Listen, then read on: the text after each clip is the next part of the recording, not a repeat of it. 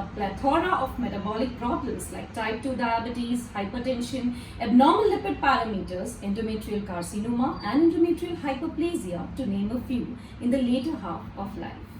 Also, some females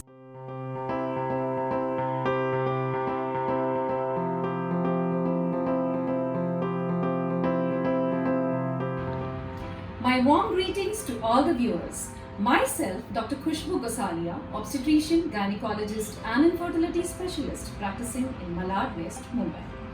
Today I'm going to throw some light on this very enigmatic topic called polycystic ovarian syndrome or PCOS.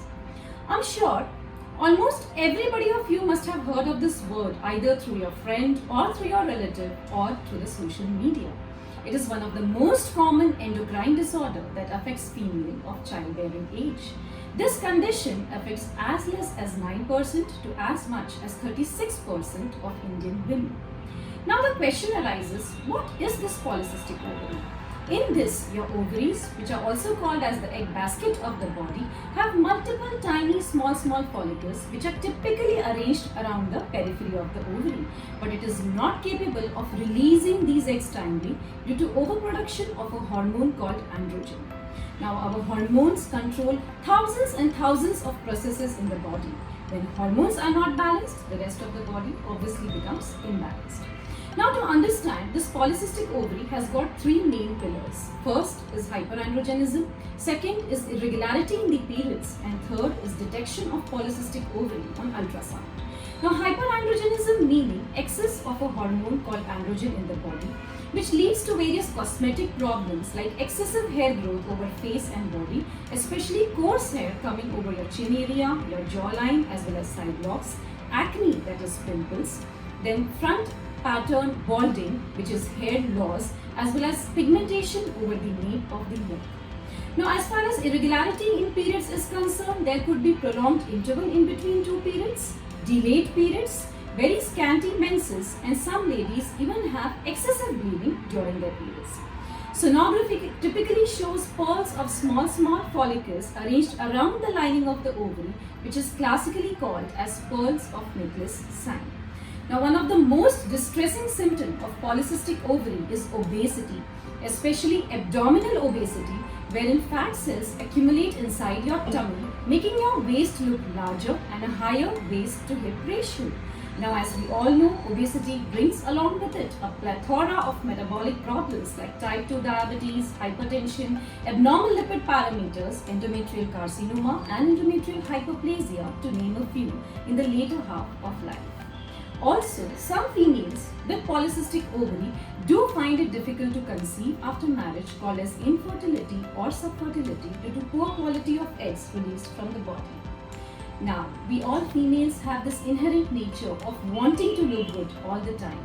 Obviously, obesity, along with so many cosmetic problems, brings along with it many psychological issues seen in young girls like anxiety, depression, so-called poor body image in the society, leading to a very low self-esteem. Now, having seen these vivid symptoms associated with polycystic ovary, let's come to the treatment part.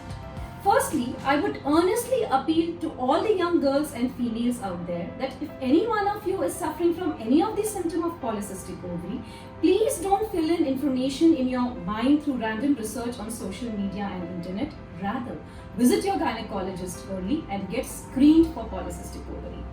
Now, the treatment is broadly divided into two categories. First is pharmacological treatment, which is treating with the help of medicines, and second is non-pharmacological, meaning what a patient can do from her side to get rid of the symptoms. Now, depending on your age, your symptoms and your needs, the treatment line is addressed. In adolescent and young girls having cosmetic problems like acne and excessive hair, gynecologists usually would prescribe a very low dose of oral contraceptive pills which are given cyclically for a few months to reduce the acne. This, along with laser sittings of hair removal in consultation with a dermatologist, can help you get rid of your symptoms of acne and hair growth. Various other medicines like metformin, inositols, vitamin D, coenzyme Q10 and ovulation induction drugs are also given for various problems. But let's not go into detail of it. Rather, I would like to stress here more on the non-pharmacological treatment of polycystic ovary. By now, Almost 50% of females with PCOS are obese. More so in this COVID pandemic, wherein sitting at home since almost 1.5 years in our own bubble has made us so sluggish that almost 7 out of 10 females coming to my ovaries say, Doctor, I'm gaining weight rapidly. But there is a good news.